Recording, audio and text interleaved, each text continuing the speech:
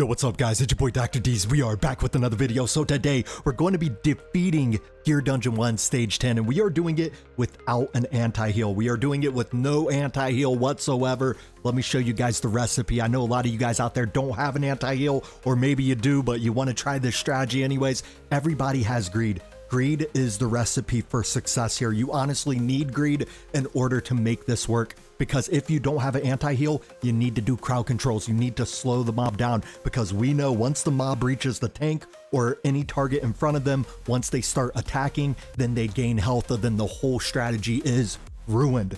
So crowd controls, which is going to be greed, it's going to be Iona, it's also going to be Beelzebub. Beelzebub throws a little bit of crowd controls in there as well. Now you don't have to have Beelzebub, but he definitely helps. And I'm actually using an epic lord skill. The reason why I'm using an epic lord skill is because I have an in-game account with in-game gear. So I figured, let me go ahead and take my account down a notch. Honestly, with Morrigan in here, I would just melt this stage like no other. It wouldn't even be a challenge, but it makes it a little challenging with the Bizu. So hopefully you have Morrigan or you have Demi, and the sky's the limit. You guys can do this. Let's go ahead and start it, and let me show you guys how to do this. It's going to be real simple, all right? There's honestly different ways to do this. I'm just showing you one of the ways. I do a lot of takeovers. So with the takeovers, I've tried so many different strategies. I got them all down in this brain bucket right here. But let's start with Malvira. Maybe I should have threw Brock here in here. You don't have to have Malvira. I just threw her in here. I won't even pop her ultimate just to show you guys that you don't need her. But okay, let's do, hang on, Iona, and then let's do Beelzebub. Beelzebub also does the inspiration, right? So, I mean, he's just an absolute monster for this stage. But then let's change it to 2-time.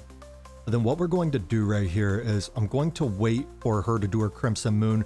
Basically, Volca right here, the Crimson Moon. This does AoE damage. It does hurt. Okay, now that she did it, let's go ahead and lay out Greed. But then what we're going to do is we're going to lay out Hollow right when we get enough. Like I said, crowd controls for these guys right here. What we need is crowd controls. You need to slow them down. If you're not going to slow them down, you're going to ruin the strategy, because there's no other way to do it if you don't have an anti-heal. Okay, so we're going to wait for their bars to get full. And right when they start coming in, let's go ahead and let's pop Beelzebub, and then let's pop Iona. And then right when we get our Hollow ultimate, we're going to pop it. Perfect. So Hollow helps out Greed. You want to build Greed in a lot of rage regen and attack speed. And basically you want him throwing down his ultimate as many times as possible, because it's one of the best crowd controls in the whole entire game. It's an absolute beautiful crowd control. And then we're laying out our girl Elowen. Elowen, the beautiful thing about her, she has a passive, and basically the rage regen reaches everybody. They don't even have to be in her range, which is a beautiful thing. And then let's go ahead and right when we get 19, we're going to lay down a Nora. Okay. So what we're going to do is right when these guys come out, we're popping a Nora's ultimate. Boom, pop it. Beautiful. And then let's go ahead. Let's pop Beelzebub. Let's pop Hollow. And then let's pop Iona right when it comes up. Boom. And then go ahead and lay out Alicia. I'm not even using Alicia's Lord skill. So I'm not going to pop her Lord skill at all. It's not necessary. I'm just using Alicia because she is an epic fighter that does magic damage, right? So any fighter that does magic damage, you don't even need the range. You just need to make sure that they could take care of these gargoyles. I think they're called over here. So as long as you have booty clappers like Nora and Zaris that can handle the top, you'll be good to go. Because these guys are going to get absolutely melted before they even reach our Alicia. And right after we kill them, what we're going to do is we are going to go ahead and withdraw Nora. Boom, withdraw her. Beautiful. And then pop Alicia's ultimate right when it comes up. Now you see these guys at the bottom, they didn't reach Malvira, which means they didn't heal themselves, which is nice, right? That's the name of the game. If they reach our Malvira down here, that means it's going to basically wipe. I mean, there are ways to salvage it, but you just don't want them reaching. So just make sure you are crowd controlling and slowing them down to where they can't reach them, right? So right after the second archer passes this line, you see that line? Right when he passes it, go ahead, let him pass. Boom. We're going to go ahead and lay out Zarus. The beautiful thing about Zarus is when you first lay him out, his talent, he gets extra totems, and basically he does amazing booty clapping. You guys will see, I won't even have to pop his ultimate right here. He's just going to absolutely demolish these guys. Now imagine if we have Morrigan's Lord skill, it would be even more insane. Okay, so now let's go ahead and change it to 2-time. And right when Zarus, okay, there we go. Let's go ahead and withdraw Zarus. And change it back to 2-time.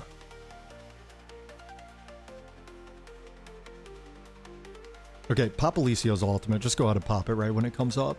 And then what we're going to do... Oh, I meant to pop this earlier, but pop both Beelzebub and Iona, and then pop our Hollow.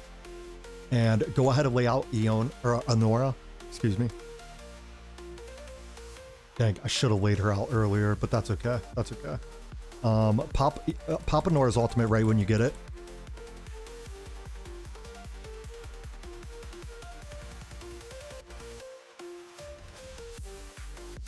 Okay.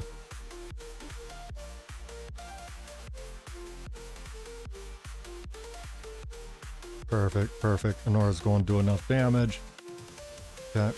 Hit him one more time. There we go. Go ahead and withdraw. And then we're going to pop our Hollow, pop our Beelzebub, and we're going to pop our Iona. And then pop Alicio's ultimate as well. Okay. And then go ahead and lay out Zarus. Shoot, I kind of laid him out late. I was looking at these guys down here. Okay, perfect, perfect, perfect, perfect. Beautiful, beautiful, beautiful. And then go ahead and pop Zarus' ultimate, change it to 2-time. And we're good to go. We are good to go.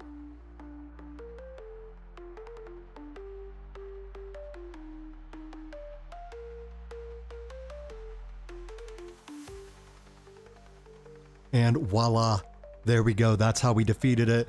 Let me show you guys the damage. I'll show you guys the builds, and we could go from there. If you guys want to see another strategy, there's another strategy where you basically do a tank swap, but you do need someone like A1 Eris at the top or A1 Valkyra.